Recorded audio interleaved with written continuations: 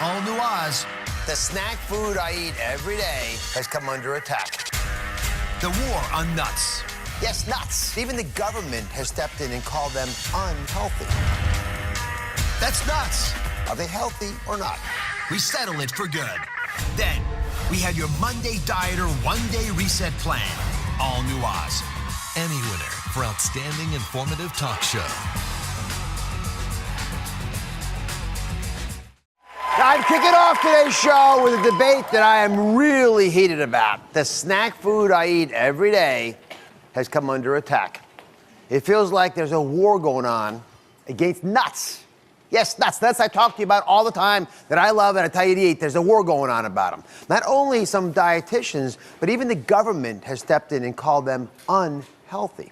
So today, the great nut debate. Are they healthy or not? Mark Shasker investigates. You know what's nuts? Not nuts, but what some people are saying about nuts is definitely nuts. Dietitians say they're high in calories. The paleo blogs say they're bad for us. And then there's the FDA. In 2010, they sent this warning letter to a company called Diamond Foods for saying every time you munch a few walnuts, you're doing your body a big favor. That favor, according to Diamond Foods, was that all the omega-3s in their walnuts could lower your cholesterol. Now here's where things really start to get weird. According to the FDA, by making that claim, Diamond Foods was promoting their walnuts as drugs. There's more.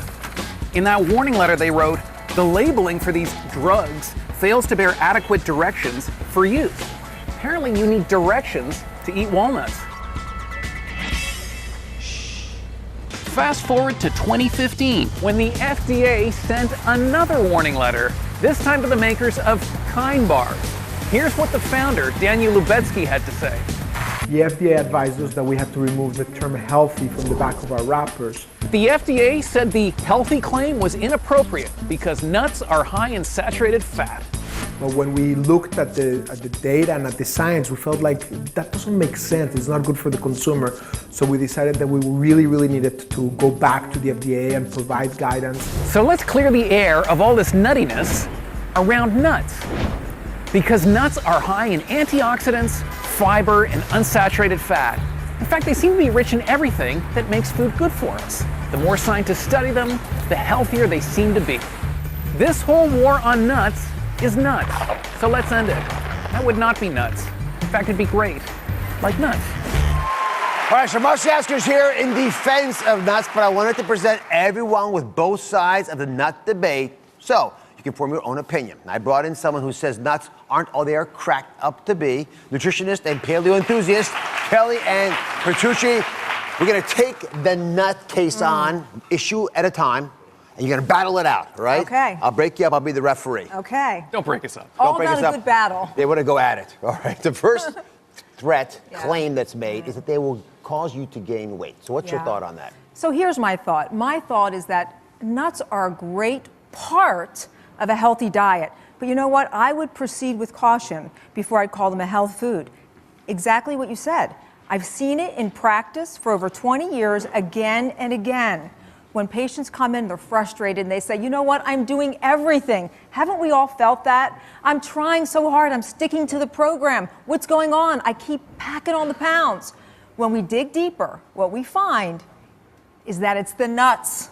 Because let's face it, they're alluring, they're seductive, they're crunchy, they taste good, they're portable. So what happens? We become a human vacuum, right? I mean, just think, you're sitting at a bar, you have a bowl of nuts in front of you. Before you know it, you're on the second bowl, the third bowl. Super easy to do. So you have to be really mindful or you can become that human nut vacuum.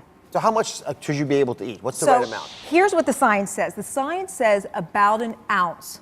And that's very easy to measure. All it is, put some nuts in a handful. So it's an open handful of nuts.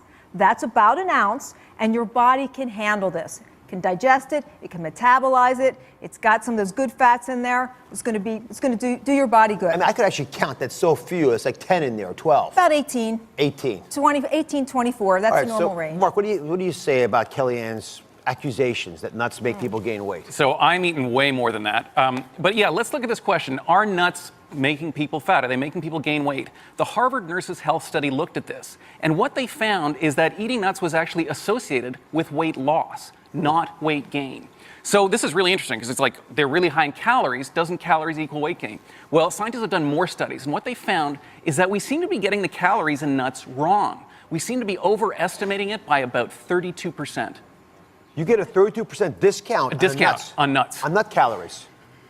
And I love the fact that this is such great science in here. I love this, and I love that I'm having this conversation with such a wonderful journalist. But I have to say, after sitting in practice, we agree on something. We do. But after seeing patients for over 20 years, sitting across from them, hearing what they say, hearing all their frustrations, the bottom line is when we take nuts out, they get results. Well, I got to say, I'm intrigued by the data, by the research. And it was based on almonds, that study. Yes. But this is a big concept. Could it be true of all nuts? Is it possible that the way we measure calories in general is actually flawed? So come on over, a little experiment. Because scientists have been calculating calorie load in food the same way for years. It's a formula, right? They know how many carbs you have, how many fats, and how many proteins. They mathematically calculate it out, and you're good to go. In that calculation, they can come up with numbers that say, for example, that this potato chip, right, and that almond that Mark's holding have the exact same number of calories. That's what the math would say. Now, the question is, are they the same? And what this study argues, and this is a big deal, everybody, is that there's a big mistake that's being made. There's a huge difference between a potato chip and an almond that has not been accounted for until now. Because in foods, fat is stored in cells surrounded by a wall, also called fiber, right? When you eat a potato chip like this, because this is already processed, right? You process a potato chip, what happens to those walls? Okay? They're not so readily made, right? Therefore, it easily falls apart. And you get this. Little crumbled pieces almost immediately. When it puts these calories in your body, it goes right into the bloodstream because there's no membrane, nothing holding the fat in a space. But the almond, well, is it different or not? Yeah, it's really different. The cellular walls are less processed, they're stronger, they're more rigid. I mean, I can't break this thing. I can break the potato chip with this, but I can't break the almond with this. So if that's the case, maybe, and you said 32% of the calories are bypassing our bloodstream. Imagine getting 32% off your calories. Wouldn't that be cool? And would it be visible in your poop? That's the question, right? In theory. So I'm going to look in this microscope, and you tell them what I'm looking at here. Okay. So what we're seeing here, this is a microscopic slide of nuts that someone's eaten. This is out of their mouth. And what you can see here, that's the nuts they've chewed up, that's gone. But there's a lot of the nuts that don't get that chewed up. What we're seeing right here, these are the cell walls. And inside you can see the globules of fat. And when they look at people's poo under the microscope... These are teeth marks? These are, yeah, this is where it's been bitten. Exactly. You're seeing... But when they then look at people's poo, I know that sounds weird, under the microscope, they find these cell walls are still intact. That means the fat is literally going right through them, and that's why you don't pull all the calories out of nuts. So when you see there's, 300 calories in a little bag of nuts, your body's not getting all of them. So they're little bits of almonds in your poop. Exactly. I'm in. I like that idea. All right, so then Mike Burke, this will come us to join Kelly, and she's probably still seething at her reality here. Nuts may not be putting as much weight on you as you think. Now you got to stick to the raw kind, because if you process nuts, they'll become like those potato chips. And but if you can keep those membranes rigid, then maybe the fats... There's limitations, so we just have to understand that. We have to really understand the whole picture. But talk me through inflammation, because the next argument that nuts aren't healthy is that they cause inflammation. Explain this. They do, and this is a really important point. One of the most important things that we can talk about. Omega-6s. Mm-hmm. Too many omega-6s in the nuts, and I'd love to show you. All right, someone over, show me. But you brought me a little cartoon. Yep.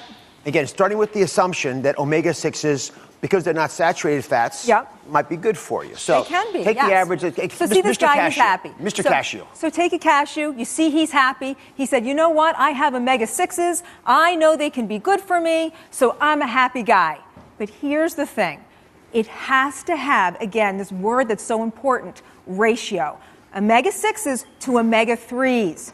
And again, he's teetering over. He's not so happy because when there's too many, you get inflammation. And why is that important? Here is what's so important to know. This inflammation is the common underpinning to so many of the diseases that we see today. So we've got to be mindful of this. So again, we have to be mindful of how many nuts we're eating. We don't want this ratio to get wacky in our body. So, Mark, what do you have to say about omega-6s in nuts? Do they really cause more inflammation? Okay, I agree with Kellyanne that there's a problem in our diet with the ratio of omega-6s to omega-3s. When you look at the ratio in nuts, it doesn't look great, but I'd put it in a different perspective. The actual amount you're getting in nuts isn't that high. We get massive times amounts more of omega-6s from things like processed food, from corn oil, from safflower oil. So if you look at what are the bad salad players, dressing. But you get a stacked effect. That's the thing. We have this stacked effect. We're getting it everywhere. But I think if you're going after nuts, it's like saying you should reduce calories by not eating fruit. You're picking on, it's not the villain you think it is. I don't think we should go after nuts. I think that would be a mistake. And there's a possible compromise here. Things like walnuts have a lot of omega-3s. I was just going to say, but what nuts are you speaking of? Because, you have to know the full picture. Walnuts are a little different, and the macadamia nuts, they're a little different. They have a little bit more. So really understanding the full picture. But the bottom line is this. I still say, be careful before you call these a health food, because too many will pack the pounds on and can create inflammation. So anything in our diet that I know is pro-inflammatory or can be, I say step back, be mindful, and watch. I do think, however, if I can give a verdict here, I don't think nuts are the major cause of the inflammation in the food that we eat. The unfortunate standard American diet, the SAD diet, is caused by problems way beyond nuts. So I think things like walnuts, some of these other healthier nuts could be helpful in at least mitigating the amount of inflammation so much of the food causes. Okay, my verdict, I got my medical team working hard on this. For pricing alone, walnuts and pistachios give you the most bang for your buck. They are cheaper on the general spectrum of price, but also walnuts have lots of omega-3s, so Kellyanne's happy. Pistachios very low in calories, high amounts of potassium, and lots of other vitamins, and they don't cost that much. We've been talking about something that I am personally very worked up about, the war on nuts. That all really began about 2 years ago when Kind bars, made primarily of nuts, got a letter from the FDA saying they were unhealthy. Now, that letter ended up becoming not only national news, but the turning point in how our government defines what's healthy. Daniel Lubetzky is a good friend. He's the CEO of Kind bars, and he's here today to explain what happened.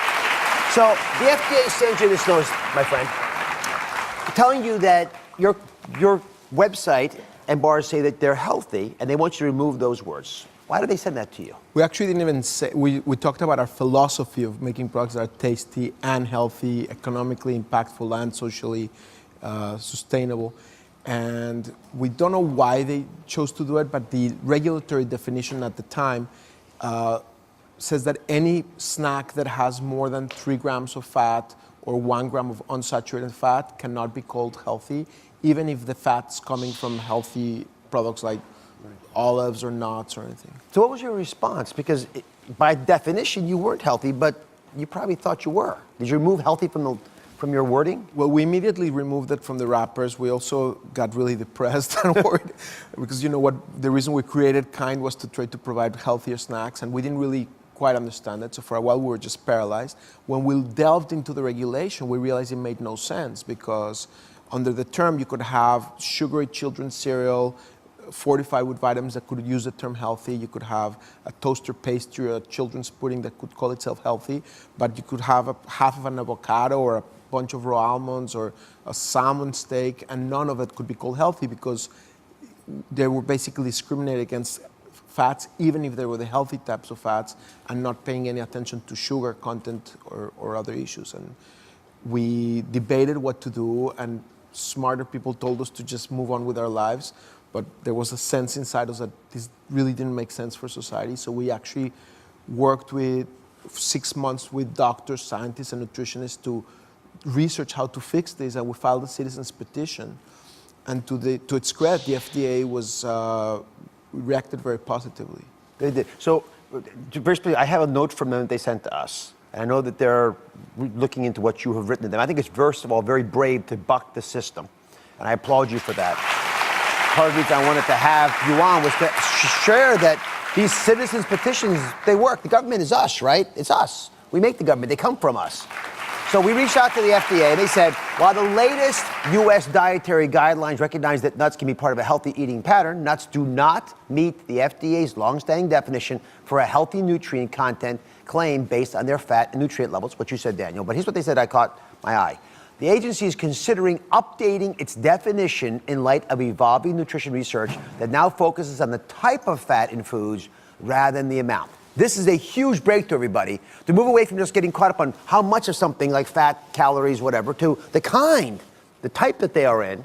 Aptly named Kind bars have the kind of fats you want to have in them. So from my perspective, I think that the rules that are currently on the books are outdated. I think most folks in this field agree with me. It's created a situation where, I'm going to say this again because they may not have heard you well. Think about this. Think with your kids. Fat-free pudding, which we probably don't think is healthy. People in this audience certainly don't. Fat-free pudding could be labeled healthy, but things like nuts, salmon, or avocados could not. We got to change this. It's not the way we're supposed to work. So it's good to see that the FDA is considering updating these rules based on the latest science. Daniel, keep pushing ahead. Is there a food truth between the slices of bread? We covered the peanut butter. Now we got the jelly layer. So explain the distinction, because I see these. I've actually never quite understood why we make all three. Jelly, jam, marmalade, there's other things too. It gets confusing. So let's start with jelly. Good old-fashioned American jelly. Just like it sounds, jelly made from fruit juice. And guess what? Whole lot of this stuff. Up to 55% sugar by weight. My goodness. Yeah, a lot of sugar. It really is a sugar bomb. bomb. A lot of sugar. Jam. Now this is made with fruit. Sounds a lot better, right? Made from actual fruit. You can see the fruit in there. Same thing. Up to 55% sugar by weight. A lot of sugar. Now marmalade. And once again, a lot of sugar. So we're talking a lot of sugar. Is there any benefit of one versus the other? Well, I tend to like jam because it's closer to real fruit. I'm not going to say either of these is a health food, but jam is closer to fruit, and I think the closer you stick to real food, the better. All right, so 55% sugar. So that's, I guess, why they make sugar-free versions. Exactly. Is it worth it? Well, what could sound better, right? There's so much sugar in this stuff. Let's get a sugar-free version. Not always that simple. Let's have a look. So this is the ingredients here of regular jam versus the sugar-free. So when you look at the regular one, you see something good right off the top. First ingredient, Concord grapes. Yeah. Then you get right into the sugar, high fructose corn syrup, corn syrup. So that's just what we saw, right? A lot of sugar. So how about the sugar-free? Because you got 5 ingredients here. Well, you got 13 over here. Oh, my goodness. And the first one's the weirdest, water. Yeah. Water. Okay, how does that work? Well, that's because the next one, polydextrose. That's actually a thickening agent. It's only at number 3 that you get to Concord grapes. But what this stuff really is they make water gooey, then they add artificial sweetener, they add a coloring, they add an artificial flavor, a natural flavor, but basically a fake flavor, and they add a little bit of fruit to make it kind of look like a jam. But to me, this is the furthest away from fruit of all the ones we've talked about. So what should we do? I mean, I'm sort of shocked. I didn't realize there was so much sugar even added. I thought it really was just the fruit or vegetable. I think the thing to remember is not that when you're eating jam, you're not eating fruit. It's a treat, and consider it as such, and stick to jam. All right, let's go talk to Renata. She's here with some health hacks she's developed to help keep the sugar levels down when it comes to jellies and jams. Now that I know that no matter how you cut it, since I'm not into the sugar-free stuff, that we're going to be ending up with pretty much the sugar bomb. How do you manage it? But this is, I guess, is that what you, that right. 6-year-old version of you? Yeah, this is a 6-year-old version, Renata. You know, when you were little, you poured it on there, and look, when this happens, you know, when you smush it together. But no, this is not what we should be doing. I would have it and it would drip like this on my new shirts. Exactly. And then eventually in the bus, Right. you That's get that 6-year-old Dr. Oz. Everyone recognizes this, right? Yeah. Right. But so that we don't, you know, get it like that, I have a hack for that. It's called Fork It. Okay? So Fork It? Fork It. Yes. It's a daytime show, Renata. So what we're gonna do is we're gonna use a fork instead of a spoon to get out our jam. So get a good amount on there, right? So what you wanna do is you wanna draw an X on your bread, right? Draw an X on your bread and then smooth it out. Oh. Right, because normally how many tablespoons was that? That was about 4 or 6 tablespoons, but right here, this is about 1 tablespoon, and it's a good amount that you can put on your sandwich if you do it that way. And I noticed you have the sunflower butter again. Now, I gotta say this, I was surprised. So we were asking all the audience, I gotta say, I went back and tasted it. I like that earthy taste that it has. Right. It's a little bit sweet on its own. So when you got a sweeter butter, you don't need as much of the jam anyway. And it's naturally sweet. There you It go. just has that kind of taste. Yep. Yeah, you really don't need that much jam. Right. So when we were over there talking about the ingredients, Mark, you know, you showed me in both versions there was a lot of stuff that wasn't the actual grape or strawberry. It's right? And then you had sugars. The second Yeah, had a my thing. face was a little twisted up. I'm like, what in the dickens? Where's the fruit? But you know, there's a really good reason for that, because historically this stuff had to stay on the shelf all year. We don't have that situation. So this is why I'm interested to see this, because it used to be you couldn't get fresh strawberry this time of year. Now you can. So maybe we don't need all that sugar. This might be the ultimate hack to have your jam and eat it too. Real jam. All right, Okay. now I'm going to stand behind you because I've seen these immersion blenders. So listen, this is an immersion Mark, get over blender, here. I'm and telling you, all you don't want to be next to her. Listen, all you gotta do is get you some real strawberries. Okay, get your immersion blender, turn it on, go down. That's it? That's it. Look, I got real jam. Why did Real it? jam, and it's all by itself. It's all. You got to be kidding me. It's all by itself, okay? And this is it right here. This is just no water. This is just strawberries by itself. I'm gonna put it on here. I'm gonna get you some sugar, okay? You Is this ready? sweet? Forget the bread. You're mainline it in there. Okay. If it's just strawberries, Right. I've been looking forward to this for a long time. Here you go. You ready? Guess what? Get your pep. How's that? It's better. Exactly. It's better than regular jam. Renata, you We don't did need it. that crap. High five, you did it. Once again, Renata, what the heck? Mark, thank you for all the advice. Renata, the best. We'll be right back. This May, we are taking Monday back. Are we all going to do this together? Yes.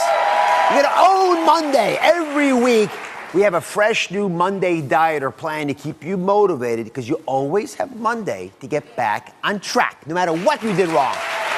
Now, last week, we showed you how to lose the bloat and flatten your belly in just 7 days. Now, how amazing are those pics? You like that? And now, a one-day reset plan.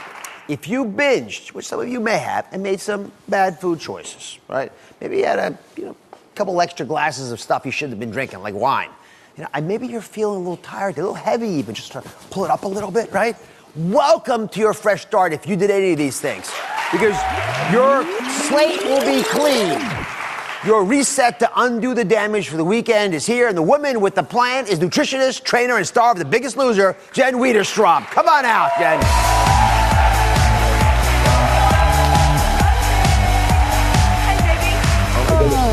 You look so fit and trim and everything. Happy Monday. You make mistakes like I just showed. I don't call them mistakes. I think that's just life. You know, as your trainer, I want you to live, I want you to enjoy, I want you to celebrate all those kind of benchmarks and cornerstones, but I don't want that happening every single day and every single week, and that's why Monday is that perfect time to, when you do indulge, to get back on track. So you can repent and reset on Monday. That's okay. It's always an opportunity there for you. All right, so we're going to start off with a mantra. Because Yeah. mantras are helpful. They get your mind in the right place. Strive for progress, not perfection. Not perfection. You guys, we're human. We are human first. And you have to allow yourselves to be a part of your life. Like I said, it's an opportunity to say, I'm human, I don't need to be perfect, but I'm going to make progress and learn about what I'm doing and get better and better. All right, so we got a 24-hour reset program here. You've broken it into 4 phases. We'll get to it. Yes. Phase 1 Yes. is to hydrate first thing in the morning. You actually take a glass like this and leave it out. So water is like the elixir of life. Everybody wants the fountain of youth. It's sitting here right in front of me. What I do is I literally, right before I go to bed at night, I set a glass of water, as tall as one I have in my house. I put it in my bathroom counter. Because the first thing you do, you wake up, you go right into the restroom. I want you to put fluid in your body right away. So many traditions do this. We actually have it, Yeah. if you're on the regimen, which I hope you are, and Dr. Oz app has it, we always have people start with a glass of water in the morning. We put a little lemon juice in it, but however you get the juices going. Totally. All right. Next, you said we had to broaden it from there. We have to make an herbal water blend that fills a jug, and it's got to be finished by the end of the day. So what we've done for you is create a nice little coaching cheering section for you in the front of your jugs. What this is 64 to 100 ounces of water that I want you getting throughout the day. The other way to level up your game here is using these tea bags. These are non-caffeinated dandelion root, milk thistle. These are natural. These are additives, natural ways to create support in your. It's like natural laxative, really. It's an elimination of waste. I love you had trouble bowel. saying that. I That's know. great. I was like, it's she was kind trying of to say it makes you poop better, but she I know. just wouldn't come out. Did you? Poop. I was like, Poop. am I allowed to say this here? But that's what it does, because often what I find people struggling with after a big weekend or a big night is they're stopped up, and we need you to let yourself poop. Poop. Thank you. I feel better already. All right. The next step, to do a spinach and beet liquid breakfast. Right. So essentially, we've talked about getting the bad stuff out. This is about getting the good stuff in. Everything in this liquid breakfast has detoxifying properties like the beets, the potassium, and the banana and the spinach are great for helping eliminate sodium, which also stops up your digestion. You have lemon, that's a very high cleansing property. All of this is about rocking you out, digestion, and stirring up your metabolism. And it seems like juice, but it's actually the only fruit in here is that little bit of banana. We'll put all the recipes on DrOz.com so you won't miss anything. Yes. All right, so next, phase 2. Coming on. We did phase 1. Phase 2 is the late morning, early afternoon. You got to get energized because people start falling off the truck. So why is this so important? So essentially what I see happening is people rebound from the weekend and they restrict food and they don't give themselves enough energy. And then what they do is rebound from Monday and go back into poor eating Tuesday. What I'm looking for is to avoid that rebound and coach you around it. That's why I love algae. It's a plant-based protein. That's all it is. And I love it. These are little bits of algae? Little bits of algae. I literally take this every day, twice a day. That's what I'm saying. That mid-morning and that late afternoon. It's a huge, well, you're chewing it. I'm so impressed with you right now. Well, how do you take it? Give me the water. No, I never chew it. I literally take it, I swallow it down. Why don't you tell me? My whole mouth is full of Nobody stuff tells now. Oz what to do. Nobody. But what we've got Swallow here now, it, don't chew it. you can chew, but then you're going to look like that all day. Okay, but no, it's a plant-based protein. It's a digestive enzyme. It's amazing for. Come on. Here, you hold this pill. I'm not gonna. Oh God, look at this. It's terrible. But it's amazing for you when you swallow it down. So trust me, you're ruining my pitch here on the algae. Right. This is a super food, and it's going to change the way you feel. It's also going to stabilize that blood sugar level, so it takes the cravings away. But it's full of so many vitamins, you will literally feel the difference in your energy. So please, daily, I take it. I swear by it. And what is this protein-fat combo that you'd like for lunch? Okay, so moving on. Again. Notice how I'm feeding you at every point in the day. Food is the secret to your energy and feeling good and resetting, but you got to put the right things in, okay? She's a feeder. I am a feeder. So what we've got, and I've made it super simple, guys. No, I need the water. Yes, it's from this morning's algae got to her. I feel like this is a stand-up comedy show. It's getting close. How are we doing, by the way? Is everybody learning something and laughing? Great. We're going to keep going then. So back to I've made it literally zero barrier to entry. This is easy. You get a mason jar, you pack in. I've got roughage in your arugula. I've got great fat sources in the avocado, the fast burning protein in your egg, olive oil. This is what you need. Again, that you need good energy from the fat. We're not putting sugar in, and this is the perfect lunch for you on your reset day. And it's beautiful. I like it. And it's beautiful. It's very DIY. All right, we got 2 phases down, 1 more to go. Actually, phase 3, actually, there's a phase 4 too. It's a 1-day reset plan. It's going to help you out. Stick with us. Stick with us. All right, we're going to get into phase 3, which is important in the late afternoon. You want us to grain and train. Grain and train, exactly. So a big part of that reset is metabolizing the food that was there and also circulating your blood and encouraging digestion. So moving your body is a really important part of that. So to ask you to move without giving you a grain, it would not be fair of me as your trainer. However... How noble of you. How noble of you. If you want the grain, you got to train and work for it. So let's, come on. Oh, God. Come on. We're going to make him work. So what do I do? So you have your grain.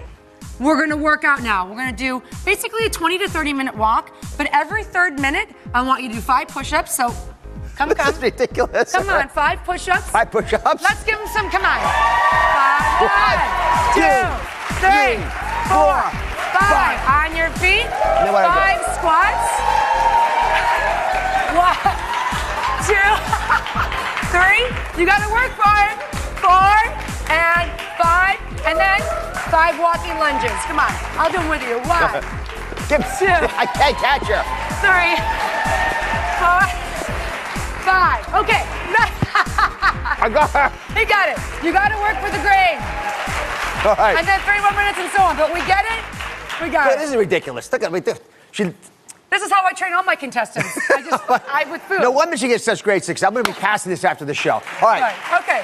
I like the idea, though. But grain and train. Okay. So we grain and train. Now, phase 4 is important because remember, she's a feeder. It's veggie loading at dinner.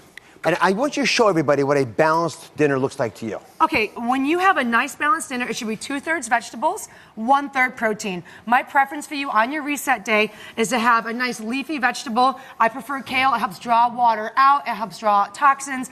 And then you have any kind of cruciferous vegetable. I've chosen Brussels sprouts, but cruciferous vegetables are anything. Brussels sprouts, cauliflower, broccoli, they actually aid the metabolism of belly fat, which is a really important thing for this Monday. And then, of course... It detoxes you also. Very powerful. All of them. See, God, you're a doctor, So right? happy I came. I'm glad he's here on my show. She baited me. Oh, my... Be here all week. You will be here all week. That's right, I will. And then, of course, the salmon, high in protein, high in great fats, more energy. It's literally the perfect meal for you.